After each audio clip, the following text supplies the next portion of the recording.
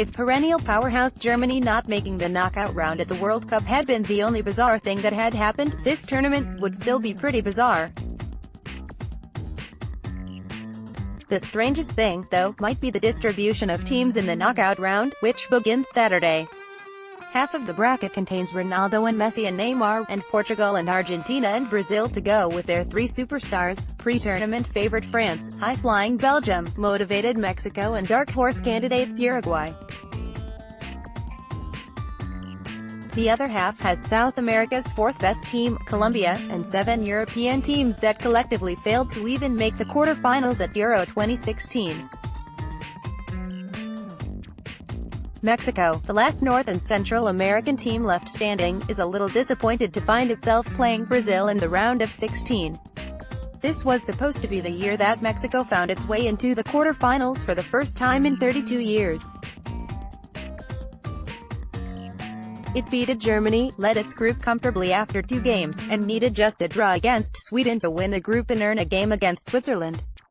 Instead, Mexico collapsed, lost 3-0, and needed South Korea to pull off a miraculous victory against Germany. A draw also would have been enough to even make the knockout round.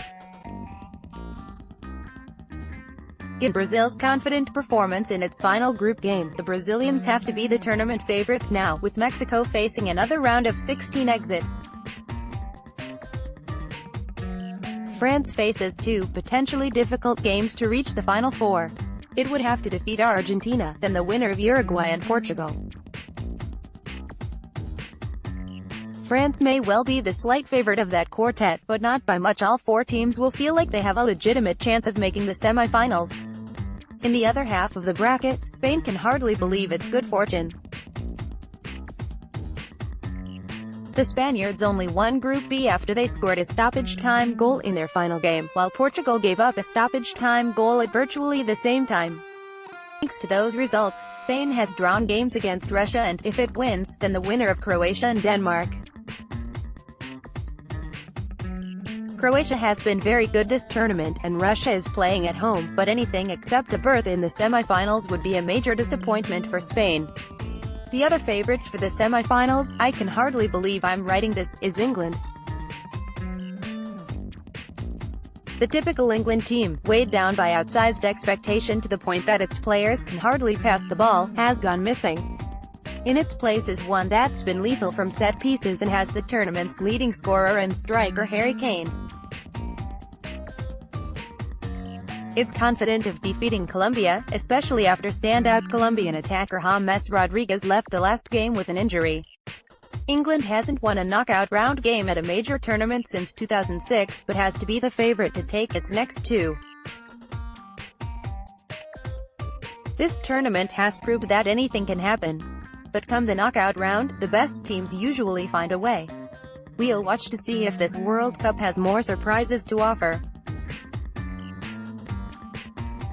Short takes apart from the favorites, the teams with the best chance to spring World Cup upsets are Uruguay and Belgium. Uruguay hasn't allowed a goal, and forwards Luis Suarez and Edison Cavani seem to be getting untracked. Let's remember that Uruguay finished ahead of Argentina and Colombia in qualification for this tournament, an impressive achievement. Belgium, too, is undefeated, though its biggest mistake might have been defeating England in its group stage match, thus earning a spot in the more difficult half of the bracket. It's impossible to be certain where the U.S. would have ended up in the World Cup draw, had the team scored 1 more goal against Trinidad and Tobago and qualified for the tournament.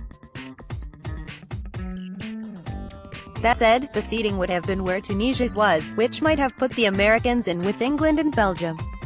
They probably would not have made the knockout round. Interim manager Dave Sarachan, who has coached the U.S. men's national team since its qualification failure, will stay in charge of the team through the end of 2018. Sarachan, who is unlikely to be in the running for the full-time job, has mostly focused on giving young, unproven players a chance. The approach has given American fans hope for the future. Weekend Watch Guide: World Cup, France vs Argentina, 9 a.m. Saturday, ch. 9. France is undefeated but has yet to impress anyone. Argentina barely made it to the knockout round. Its players may or may not be revolting against coach Jorge Sampaoli, and the team seems strangely lifeless. That said, this is a mouth-watering knockout round matchup. World Cup, Uruguay vs. Portugal, 1 p.m. Saturday, ch. 9. Uruguay comfortably won the World Cup's weakest group but now has to play striker Cristiano Ronaldo and 10 others wearing the same jerseys.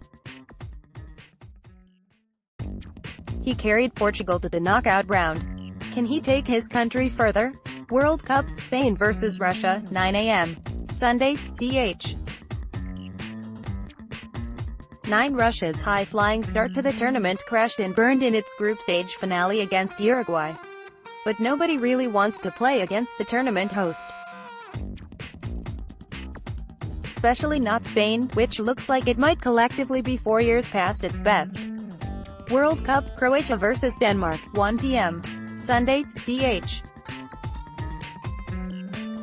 9. Croatia dealt with a tricky group by winning every game, defeating Argentina, Nigeria and Iceland without allowing a single goal from open play. Is this finally the year that Croatia's so-called golden generation, despite being on the wrong side of 30, finally breaks through at a major tournament?